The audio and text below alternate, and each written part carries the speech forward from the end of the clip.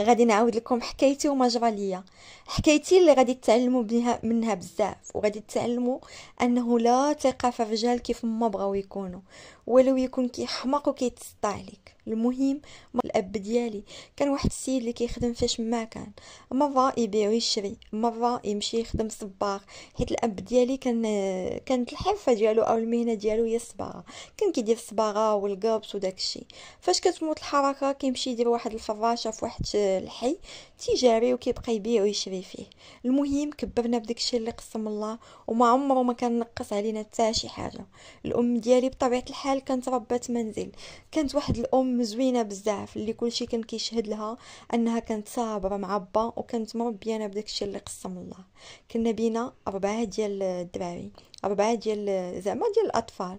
كنا بينا 2 ولاد و2 بنات. المهم هي هذيك، انا كنت واحد من البنت اللي قرايه وكتحماق على شي حاجه سميتها القرايه، ولكن كنت باغا نقصر المشوار الدراسي ديالي باش نوض نخدم وباش نعاون با على دوايا الزمان، حيت كنت كنشوفو كان كيتعذب وكان كيبقى فيا بزاف. من بعد ما خديت البكالوريا ديالي بحالي بحالكم، مشيت درت لافاك، قريت فيها 3 سنين، بديت كندوز لي كونكور وما جابش الله. من موراها مباشره كنت جبرت واحد الخدمه عند واحد الكونطابل، بحكم انا كنت قاريه داكشي ديال الكونطابيليتي وكنت دايره ليكونومي. صافي كنت دوزت معاه ستاج، تعلمت بزاف. من موراها مباشره كان لقاني بانني دماغي خفيف وبانني دغيا تنشد الخدمه، وكان قال لي واش تخدمي معايا. بطبيعه الحال كنت وافقت وكنت خدمت معاه. انا كنت باغا الفلوس باي وجه كان، المهم كنت باغا نعاون والديا على هم الزمان. صافي في الاول راكم عارفين الخليصه كانت صغيره على قد الحال، ولكن شويه بشويه بديت كندير بلاصتي في هذيك الشركه، عفوا في هذاك المكتب، لدرجه ان كاع الشركات اللي كنت قابطه لهم الدراسه ديالهم كانوا كيخلصوني، كانوا كيدوروا معايا، وكلهم كانوا كيقولوا لي واش تجي مروه تخدمي معنا. وانا ما كنتش باغا نخلي داك الكونطابل نهائيا، كنت باغا زعما نكمل في خدمتي معاه. المهم بقيت جاره هكاك وعايشه الحياه ما بين الدار والخدمه والخدمه والدار. فلوسي ما كنت كنجمع منهم حتى شي حاجه، كنت كامله كنعطيها لوالديا. كنهز منهم غير فلوس ترونسبور والفلوس باش نشري هكا حويجات، حيت انا كنت مبليه بالشراوط يا البنات، فين ما كانت شي شرويطه تلقاوها عندي. المهم غادي نبقاو هكاك حتى لواحد النهار غادي يكتب المكتب. كنت غادي نمشي عند واحد الشركه اللي كنت قابطه لهم الدوسي ديالهم، وكنت باغا نمشي عندهم باش يسنيو ليا واحد لا سيناتور حيت مولاهم كان مسافر. ايوا المهم فاش مشيت ودخلت داك الشركه، هنا بالضبط غادي تبدل حياتي. نهار غادي نتلاقى بوركابي ديالي. المهم كنت لقيته في داك الشركه، كنا تعرفنا، يعني معرفة ماشي صداقة ولكن معرفة مهنية. الخدمة كانت جمعنا وتبادلنا الأرقام ديال التليفون. فاش جيت أنا بحالتي السيد بقى ديما لاصق فيا كيعيط ليا، ما نكذبش عليكم حتى أنا عجبني وعجبته، وقلت ربما هذا هو ولد الناس اللي نقدر نكمل معاه حياتي. بقينا كنهضروا انا وياه، كيف ما قلت لكم عجبني وعجبته كذلك. ما غاديش يدوز بزاف، السيد مباشره غادي يطلب مني الزواج. السيد سوال عليا وعرفني بانني يديه هدلي من ديال داك الكونطابل والداخله والخارجه عليا، وعرفني واحد الانسانه بمئات راجل ومتمكنه في الخدمه ديالي. المهم كان طلب مني الزواج، وانا كنت قلت له خليني نفكر شويه، حيت بيني وبينكم واخا عجبني ما كنتش باغا نزرف في القرار ديال الزواج، حيت انا يلا خدمت وباقي عندي امل انني ندوز شي كونكور ديال الدوله ونتوظف، وداك ساعات نفدي شويه الوالديه. كنت باقا ما بغاش نتزوج، ولكن هو كان مصر اننا نتزوجوا واننا نتوجوا العلاقه ديالنا بالحلال. المهم فاش مشيت وقلتها الام ديالي كانت قالت لي وافقي، علاش لا؟ نتوما راكم عارفين جميع الامهات كيبغيو يزوجوا بنياتهم صغار. كانت قالت لي تزوجي بيه وما عرفتي الدنيا شنو تجيب لك، ما عرفتي ربي كبير وفيه كل خير. المهم كنت فاتحت الاب ديالي وحتى هو كان وافق، كان قال لي خليه يجي يتقدم رسميا، وداك ساعات نمشيو ونسولو عليه ومن نشوفها غادي يبان لنا واش هاد الانسان ولد الاصل ومزيان ولا لا. صافي كنت رديت عليه وكنت قلت له انا موافقه بغيتي تجيب والديك ولد الناس مرحبا. هذاك الشيء اللي كان. سيد كان مشى وكان فاتح الام والاب ديالو وخوتو، وما كانوش من العاكزين، حيت مو كانت غتحمق وزوجو، كانت باغا تشوف وليداتو، حيت كان عندها غير داك الولد في وسط ثلاثه ديال البنات، البنات كاملين مزوجات وبقى لها غير هو. المهم صافي هي هذيك جاو تقدموا لينا بشكل رسمي. الاب ديالي كان مشى وسول عليه، وكان عارف بان ديك الناس والديه ولا هو في الحومه ديالهم كانوا ناس مزيانين، وكل شيء كيشهد لهم بهذا الشيء. با كان قال لي بنتي توكلي على الله، الناس راهم مزيانين وما فيهم حتى شي حاجه خايبه. فعلا كنا درنا الخطوبه رسميه، لبسنا الخواتم، ما نكذبش على الله، كانوا زعما جابوا لي داكشي ديال النفس يا البنات، داكشي اللي حمروا لي وجهي قدام العائله والجيران والاهل والاحباب، داكشي زوين وزوين بزاف، وانا كان عجبني الحال. وكنت قلت صافي نتوكل على الله، واش انا غادي نبقى نختار؟ ربما ربي عطاني هاد الفرصه وما يعاودش يعطيها لي مره واحده اخرى. صافي تخطبنا، كلشي رجع في الحومه ديالنا كيعرف بان السيد خطيبي، وكان قال لبا بانه غادي نصبروا عليه واحد شويه. كنا تخطبنا في البرد البنات، من بيد ما يجي الصيف ان شاء الله غادي نوجدوا العرس ونديروا شي عراسيه زوينه، وديك ساعات نمشي لداري. ايوا بقينا جارين هكاك، العلاقه بيني وبينه كانت كتزيد مزيان. المهم السيد كان كيعاملني زوين، كيشري لي اللي بغيت، ديما يخرجني. السيد كان كرا الدار، وكنت مشيت انا والام والاب ديالي وكنا شفناها، حيت داك الساعات ما كانش عنده باش يشري الدار هكا واجده، وكان ما بغيش يدير الكريدي ديال الربا. صافي هي هذيك شفنا الدار، بقى شويه بشويه كيأتتها، ما نكذبش على الله، ما عمره ما طمع في شي درهم من فلوسي نهائيا. السيد كان كيقول لي فلوسك خليها لراسك، خسريها على نفسك، انا غادي نأتت ونوجد داري بفلوسي انا، وبديك الشيء اللي قسم الله غادي ندير ديك الشيء اللي قديت عليه، والباقي غادي يجي مع الايام ان شاء الله. صافي السيد كان فرش الدار كامله، ما غاديش يدوز بزاف، غادي يجي الصيف، حتى كنا غادي نوجدوا لواحد العرس. ما غاديش نقول لكم درنا عرس كبير، ولكن كنا درنا واحد العرس اللي عرضنا غير على اقرب المقربين، حيت السيد يلاه كان فرش الدار وكان عاد في البدايات ديالو، كان باقي صغير. المهم صافي درنا داك العرس، فرحنا نشطنا، كان كل شيء داز زوين، وكنت مشيت وسكنت معاه في الدار ديالو. شوفوا الولد كيف ما عرفتو كيف ما باقي ما تبدلش مور الزواج. عشنا انا وياه واحد الايام اللي كانت زوينه وزوينه بزاف، مشينا سافرنا جينا سالا الكونجي، بدينا الخدمه ديالنا، انا في خدمتي وهو في خدمته بطبيعه الحال. ما عمره ما كان قال لي حقا جلسي من هاد الخدمه ولا هادي ولا هادي. السيد كان كيعاملني واحد المعامله اللي هي زوينه وزوينه بزاف، وكنت تما كنت اكدت وكنت قلت الحمد لله اللي خديت القرار ديال الزواج مع هذا الانسان. واخا كون لقيت واحد اخر ما غاديش نلقى شي حد اللي غادي يجيب ليا هكا، واخا الانسان واخا هو ما كان بسيط على قد الحال، راه يلا في البدايات ديالو، ولكن انا قلت غادي نصبر معاه ونبدا انا وياه من الصفر.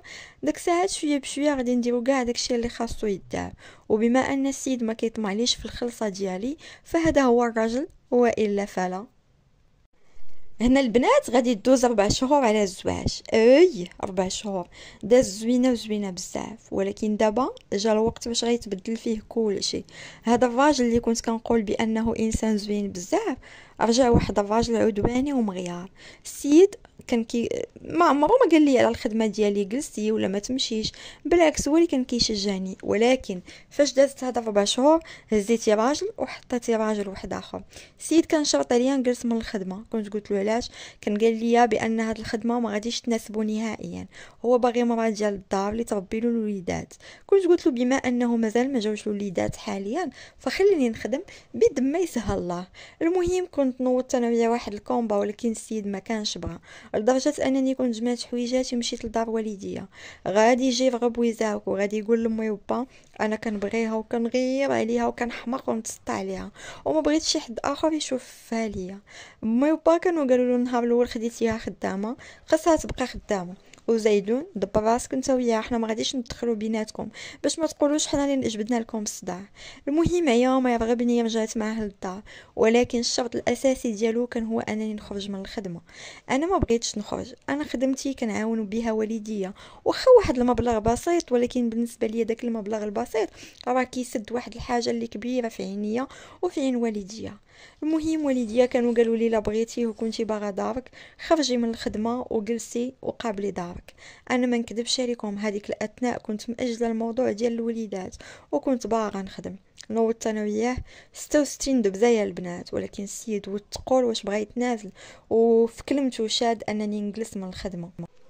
ايوا من بعد واحد الدباز كبير قررت انني نجلس من الخدمه.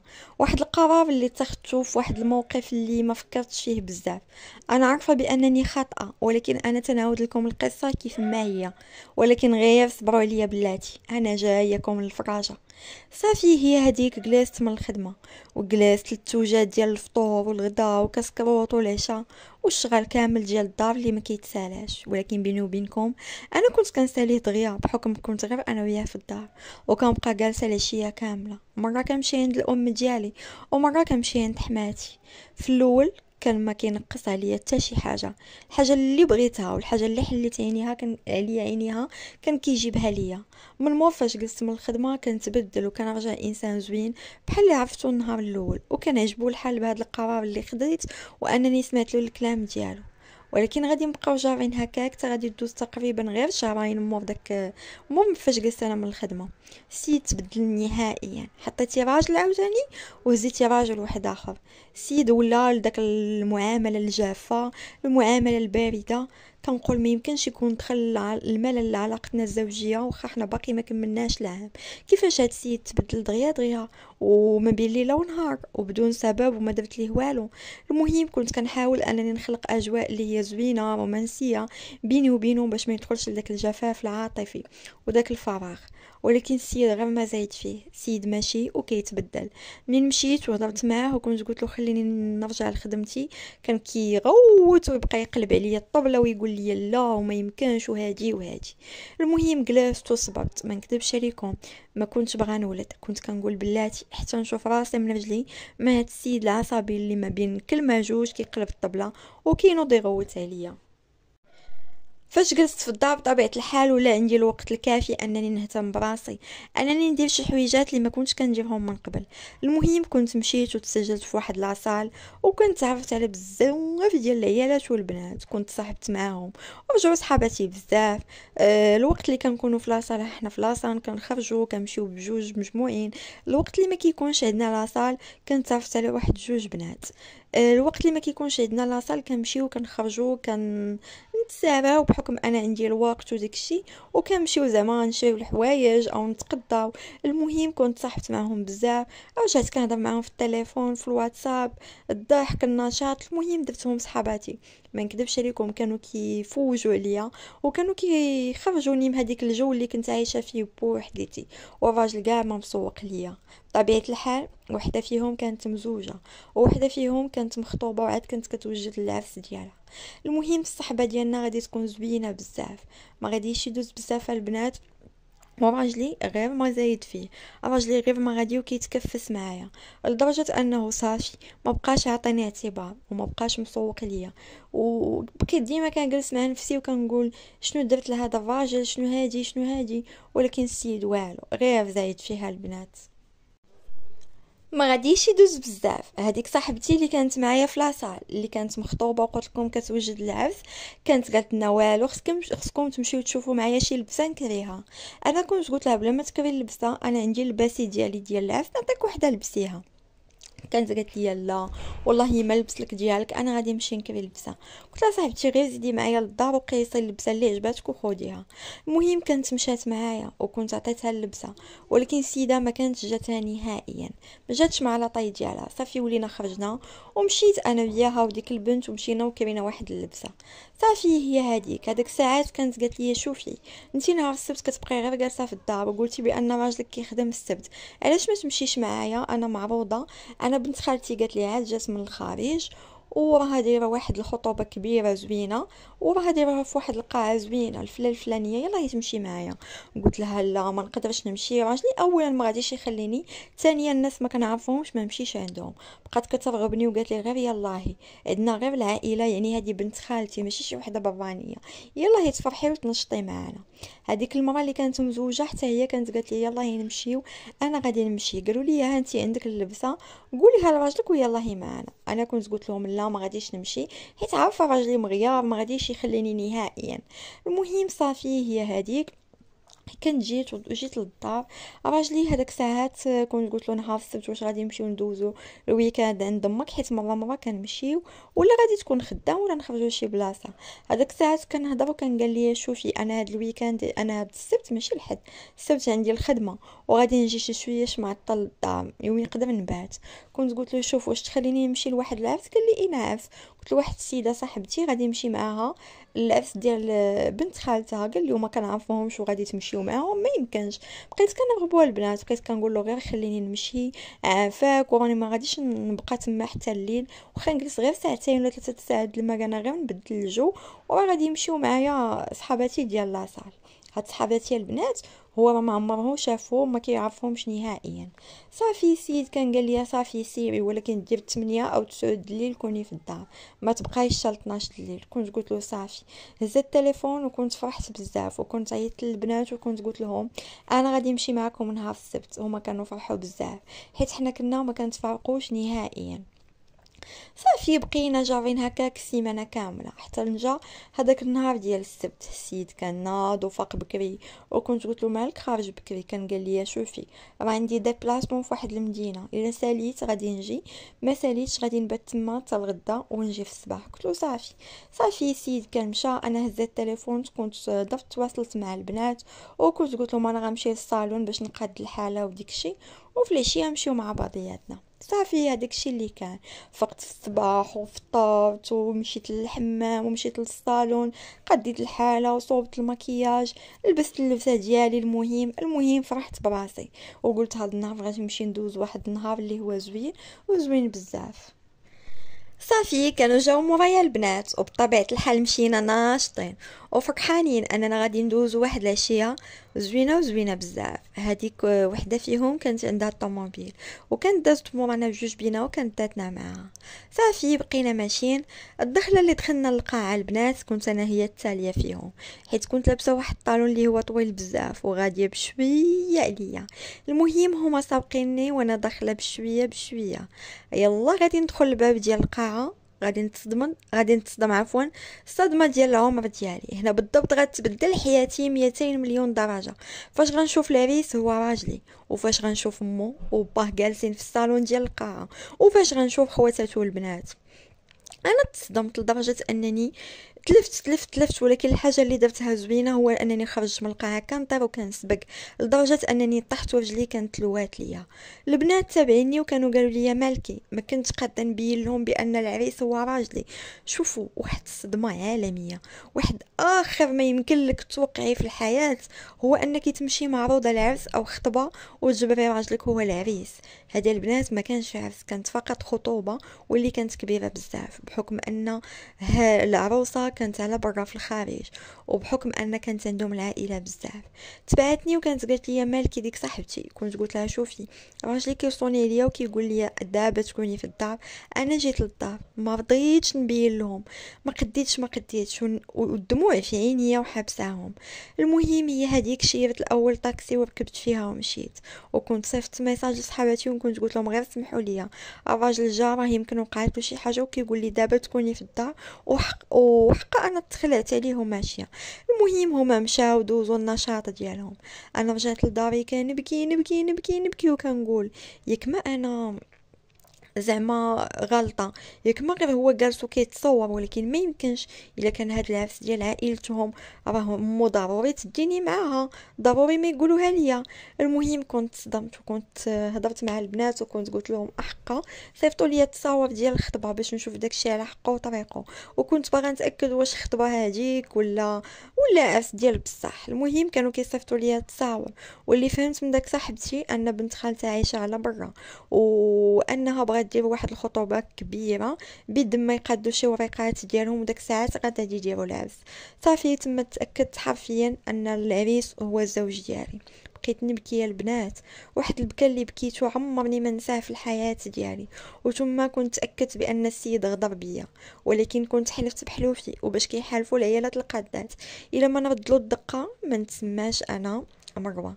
صافي هي هذيك الليله دوزتها خايبه وخايبه بزاف.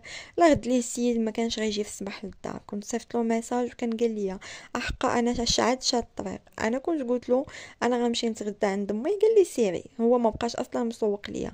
مشيت تغديت عند والديا، ما كنت قلت لهم والو. في العشيه خرجت وجلست بوحديتي، ما نكذبش عليكم كنت مأزمه لواحد الدرجه ما تتخيلوهاش. لغد ليه اثنين كان عندي لاصال، كنا تلاقينا انا ودوك البنات وبديت كنسولهم على داك الخطبه، وكنت قلت لها كيفاش دازت. كانت قالت لي مزيان. كنت قلت لها منين عرفت بنت خالتك هاد العريس؟ واش هو عايش على برا في اوروبا؟ كانت قالت لي لا سيد عايش في المغرب. وكانت قالت لي هي وياه 4 سنين في علاقه. قلت لها كيفاش؟ قالت لي كيف كتسمعي، هي وياه كيبغيو بعضياتهم. قلت لها علاش ما خداهاش من قبل؟ قالت لي حيت السيده كانت هذا مازال ما قاداتش الوراق، ويلا قادات الوريقات ديالها. هذه شي 5 سنين ما دخلت للمغرب، ودابا فاش دخلت راهم عاد غادي يتزوجوا. قلت لها اها والسيد ما مجوج؟ كانت قالت لي ما نعرف، السيد ما مزوج بطبيعه الحال. صافي سكت وطويت الموضوع. تما عرفت بان راجلي حتى هما كذب عليهم وصافي. انا البنات ما واجهتوش، غادي تقولوا لي علاش. بغيت نقول لكم انا عاد غنوجد له الضربه القاضيه، وعاد غادي نوريه انا على اش قاده. صافي لغت ليه 3 فقط كيهضر معايا عادي السيد، كيتعطل في الخدمه دبر راسو. المهم انا كنت هزيت راسي ومشيت عند ديك الشركه او عند داك الكونطابل اللي كنت خدامه معاه، وكنت قلت له بغيت نرجع للخدمه ديالي. كان قال لي مرحبا، انت ديما الباب مفتوح لك، حيت انا الكفاءه المهنيه زعما كتشهد لي اني واحد الانسانه كنخدم مزيان. كنت قلت له راني محتاجه انني نخدم. كان قال لي انا ما بغيتكش تخرجي من الخدمه ديالك.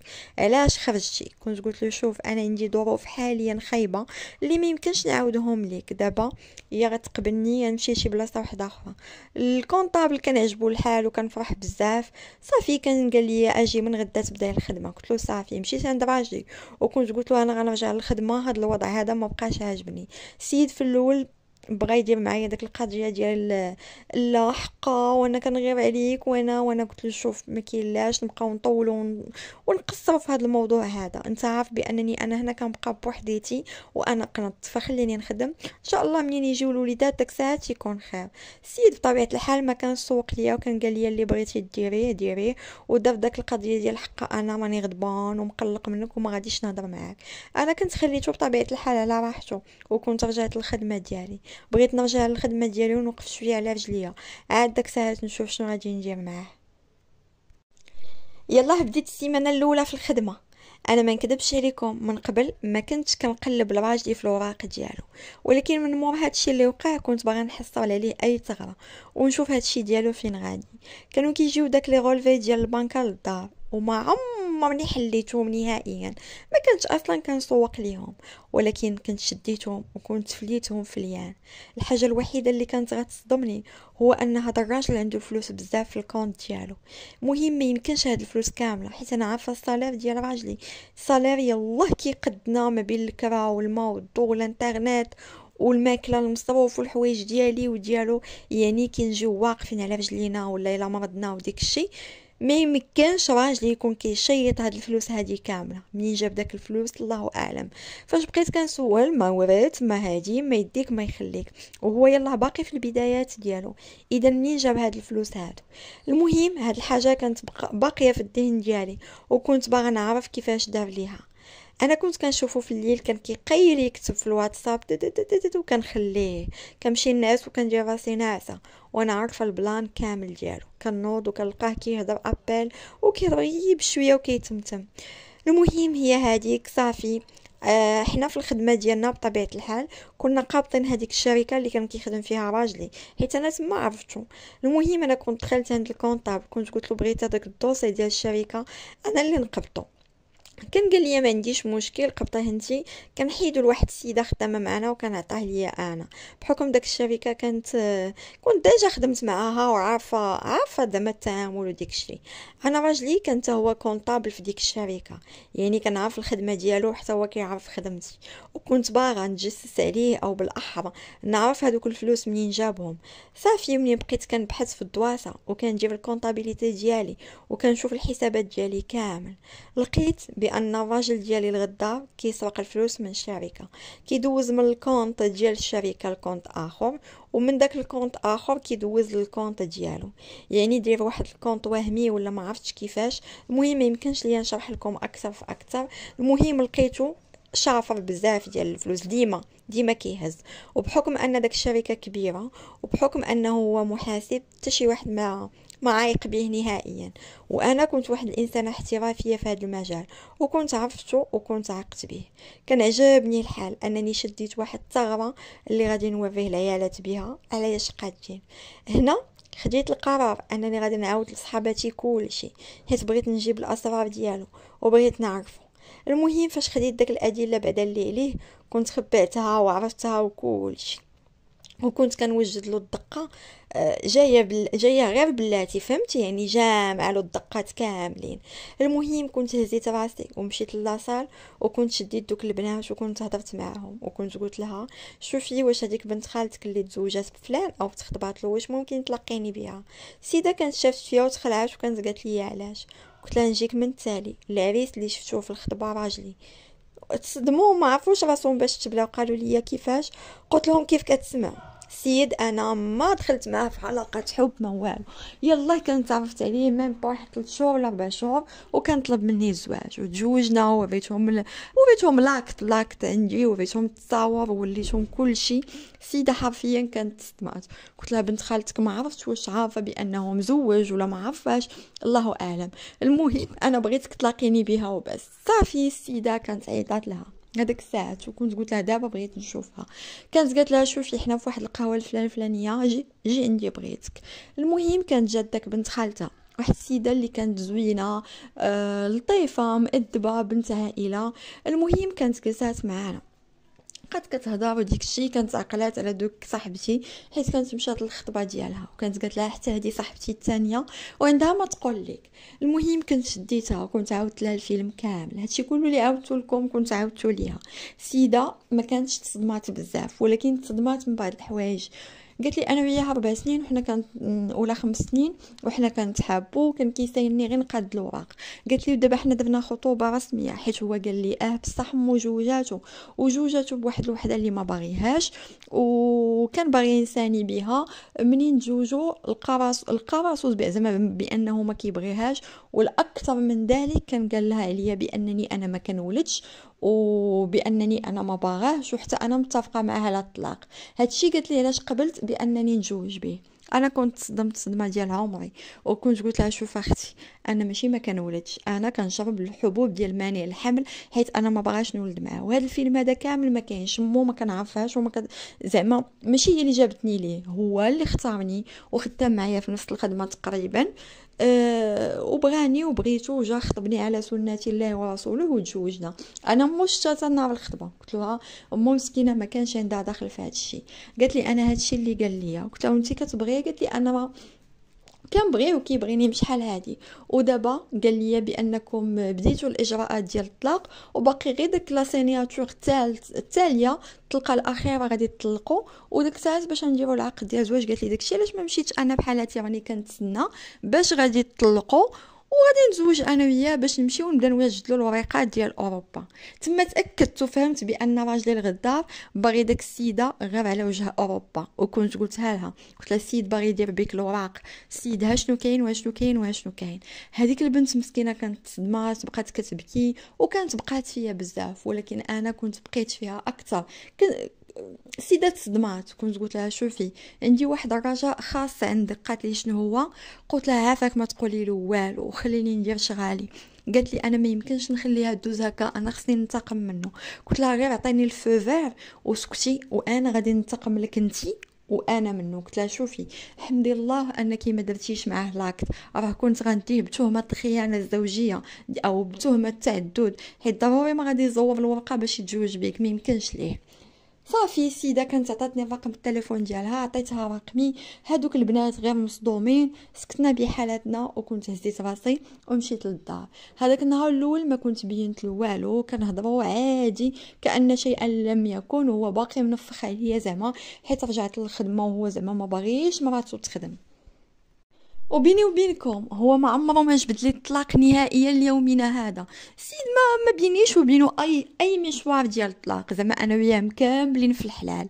المهم صافي هي هذيك، كنت غادي نوجد له الدقه من داك الشيء الرفيع فاش غادي نشد دوك المستندات كاملين والادله انه كيسرق لداك لا سوسيتي اللي خدام فيها. كنت دخلت عند الكونطابل ديالي وكنت عاودت له كلشي، كنت قلت له شنو كاين وشنو كاين، ودابا انا عندي الادله. هذاك الاكسبير كونطابل كان واحد السيد كيعاملني بحال بنته، كان اجي يعني كبير في العمر، عنده الستينات، وكان كيراعي الله وكان كيخاف الله. وكان قال لي وانت قاده انك تدخلي راجلك للحبس غادي توريهم هادشي. قلت لهم بطبيعه الحال انا واخا كاع لو كان ما كنتش عارفه راجلي عنده هذا المشكل ومشى باغي يتزوج عليا وديك الشيء، راه كنت غنقول هذا الشيء حيت انا واحد الانسانه حقانيه. المهم الكونطابل كان عيط مباشره للمدير ديال داك الشركه وكان قال له يا اما نجيو عندك يا اما بغينا نتلاقاو حنا وياك ولا تجي عندنا انت للبيرو وحنا بغيناك. السيد كان دوك المدراء الكبار اللي لاباس عليهم وهادي وهادي. المهم الكونطابل كان قال له اجي عندنا انت حيتاش بغيناك نهضروا معاك زعما في واحد الموضوع فارغ ما يعني ما يمكنش شي حد يساق له الخبر. السيد بصح كان جا عندنا البيرو، كنا دخلنا انا وياه والكونطابل وبقينا كنهضروا. وكنت قلت له شوف فلان اللي خدام معاك ها شنو عاودت له الفيلم كامل. كنت قلت له السيد كيسرقك وانا لقيت هذا الشيء بالادله. السيد كان تصدم وكان قال لي ما يمكنش، هذا الانسان هذا ولد واحد الراجل اللي حقاني با خدم معايا 40 عام وهو خدام في لا سوسيتي، خرج وخلى ولده في بلاصتو، با عمرني ما حصلت عليه حتى ثغره واحده، با راجل مزيان. قلت له شوف هذا السيد راه راجلي وما يمكنش انا نبغي ندخل راجلي للحبس، ولكن راني لقيتو داير هذا الشيء. المهم كان تصدم. السيد كان غادي يهز داك الادله كاملين وكان غادي يمشي عند باين راجلي وكان غادي يقول له شو ولدك شنو كيدير وكيسرقني، ودابا اسمح لي انت عندي عزيز وخدمتي معايا 40 عام عاد خرجتي تقاعد، دابا انا غادي نقدم هذا الشيء للبوليس ولا غادي تخلصوا هاد الفليس. بطبيعه الحال هما ما عندهمش منين يخلصوا هادشي وانا متاكده وعارفه هادشي. وانا كنت طلبت من هذاك السيد بانه ما يقولش بانني انا اللي بلغت عليه. صافي هي هذيك السيد كان مشى عند ولده وكان وبخو. المهم في نهايه المطاف السيد كانت تعتقل وكان هذاك المدير قدم جميع الادله. هما كانوا داروا واحد المحامي، ولكن بالرغم من هذا الشيء كامل السيد كان تشد. هذيك الفلوس ما قدوش يجمعوها نهائيا. هذيك الفلوس كانت عنده في الكونت ديالو د البنكه، لقاوها. الشركه رجعت فليساتها، ولكن في نهايه المطاف خصو يتشد على التراب، يعني خصو يتربى. انا داك الساعات كان عجبني الحال بزاف لواحد الدرجه ما تطيقوهاش. هنا انا دخلت على الخط وبطبيعه الحال طلبت الطلاق. ما يمكنش انا نبقى مع انسان شفار، هذه اول حاجه، وغدار ونايض باغي باش يتزوج عليا. صافي كنت طلبت الطلاق. امو جات كتعايرني وهو عايرني وقال لي عند اول زعما مشكله وداكشي انت تخليتي عليا. قلت له انا ما تخليتش عليك حيت انت شفار وكتسرق اموال الناس، ولكن انا تخليت عليك حيت انت بغيتي زعما تزوج عليا. وكنت وريتو كلشي وكنت عاودت له كلشي، هذاك الشيء اللي كان مشى عندك لاله خيتي باش يتزوج بها. السيد كان تصدم وكان قايل لي لا وما يمكنش، وانا حقا غير بغيت نتزوج بها باش نمشي لاوروبا وندير الوراق ونجي نديك معايا. انا ما يمكنش نطلقك، ما كنتش غنطلقك، كنت غندير التعدد وغناخذها هي المره الثانيه. هذاك الساعات كنت سجلته وكنت هذه المكالمه هذه عاوتاني ديكلاريت بها عند البوليس على اساس ان السيد باغي يدير التعدد وانها كاينه القضيه ديال الخيانه الزوجيه. المهم كنت غرقت له مزيان والسيد كان تشد بطبيعه الحال. صافي هي هذيك، انا في نهايه المطاف خديت الطلاق ديالي الحمد لله، وقدرت انني نتخلص من هذا الرجل اللي غدا في الحياه ديالي. صافي طلقنا، خرج لي الطلاق نيشان. هو كان باقي في الحبس ديالو وانا بطبيعه الحال كنت بقيت في الخدمه ديالي. هذاك مول الشركه كان طلب مني انني نخدم معاه، ولكن انا ما كنتش بغيت نهائيا حيت هذاك الكونطابل كان معايا مزيان. علاش انا غادي نبقى خدامه؟ علاش زعما غادي نخرج من خدمتي؟ صافي طلقت، رجعت لدار والديا. ما نكذبش عليكم رجعت منهزمه منكسره، ولكن الحمد لله ربي كبير وفيه كل خير. صافي بقيت من الخدمه للدار، من الدار للخدمه، ما غاديش يكمل هذاك العام حتى بطبيعة الحال واحد الشركة اللي كانت في واحد المدينة واحدة أخرى كبيرة، كانت طلبات من الكونطابل أنني أنا نقبط لهم هذاك الدوسي ديالهم، ولكن نمشي نديبلاصا عندهم تما. أنا داك الكونطابل كان قال لي ما سخيتش بيك، ولكن هذا البوست هو اللي غادي يزيد يعطيك واحد التجارب اللي زوينة، بالإضافة لأن الصالير زوين وعندك واحد الإمكانيات حسن من هنا. بغيتي تمشي بنتي، أنا ما غاديش نقول لك لا، انتي بحال بنتي بغيتي تبقاي معايا ما نكرهش. انا فكرت بزاف ولقيت انني نمشي نديبلاصا تما حسن، صالير زوين، نقدر انني ندير به بزاف ديال الحاجات، غادي نكري وغادي نعيش واحد الحياه زوينه. اصلا بغيت نبدا في حياتي بدايه جديده. صافي كنت وافقت وكنت مشيت كريت واحد الدويره على قد الحال وبديت الخدمه ديالي. ما غاديش يدوز بزاف، كنت غادي نشري واحد الطوموبيل على قد الحال اللي غادي نبقى نديبلاصا بها للشركه. الامور كامله كانت تيسرات ليا الحمد لله. بطبيعه الحال والديا كان صيفط لهم فلوس، ما غاديش نتخلى عليهم نهائيا. تما كنت تعرفت على واحد السيد اللي خدام معنا في الشركه، واحد السيد معقول الله يعمرها سلعه. دخلنا انا وياه في علاقه حب. السيد كان طلب مني الزواج، ولكن كنت قلت له بلاتي عليا حتى نعرفك مزيان وتعرفني، حيت انا البنات ما بغيتش نعاود هذيك التجربه الاولى. ما بغيت واحد نعرفه ويعرفني وهاد الامور تيسر بيناتنا. صافي بقيت انا وياه عام كامل وحنا كنخرجوا كنهضروا كنضحكوا، كنخدموا بجوج ولكن باحترام بطبيعه الحال. صافي حتى عرفتو مزيان ولقيت راسي بصح كنبغيه هو كيبغيني. عاد توكلت على الله، السيد جا خطبني من دارنا وكنا درنا خطوبه رسميه. من موراها مباشره كنا درنا العقد ديال الزواج، وكان دار لي واحد لاله مولاتي عراسيه ما نقولكمش، حيت السيد ماديا مقتدر بدارو وبطوموبيلتو، والديه ميسره لهم الامور. حاليا يلاه تزوجت به، عايشه بخير وعلى خير وما ناقصني بطبيعه الحال حتى شي خير. هذه قصتي اللي جيت نعاود لكم اليوم. بغيت نقول لكم واحد الحاجه، شوفوا انا عارفه بان الراجل خصكم تعرفوا يعني ما تطوليش معاه قبل الزواج، ولكن حاولوا انكم تعرفوا عليه كل شيء، ولا ما ارتحيتوش ليه فلا داعي انكم باش تزوجوا به. هذه اول حاجه. ثاني حاجه، على قد ما ان الزواج مهم وضروري، ولكن ما نزربوش فيه، ناخذوا فيه الوقت الكافي ديالنا. والدرس الاهم من هذا الشيء كامل اللي بغيتكم تعرفوه هو ان المراه ما تسمحش في الخدمه ديالها. ما واخا مثلا نفرضوا انك ما كنتيش خدامه وخديتيه ماشي مشكل، ولكن انتي كنتي خدامه وجا هو بزز عليك انه يخرجك من الخدمه ديالك، فما تخرجيش. النهار الاول يموت المش، النهار الاول قال لك كملي في خدمتك غادي تكملي، ولو ما عرفت شنو ما يكون ما تخرجيش من خدمتك. انا بخدمتي اليوم قدرت انني نحقق هذا الشيء، وحتى انتي اللي كتسمعيني واخا تكوني جالسه في الدار وعايشه واحد الحياه اللي هي غير مستقرة سواء كنتي مزوجة ولا لا، فنوضي خدمي. الخدمة هي اللي غادي تخرجك من اي حاجة سلبية. صحاباتي كنتمنى انكم تعطوني الاراء لتحت في التعليقات، واش الخطة اللي درت للطليق ديالي خطة زوينة ولا لا. في نهاية المطاف هو خدا الجزاء ديالو، وانتم غادي تعطوني الاراء ديالكم.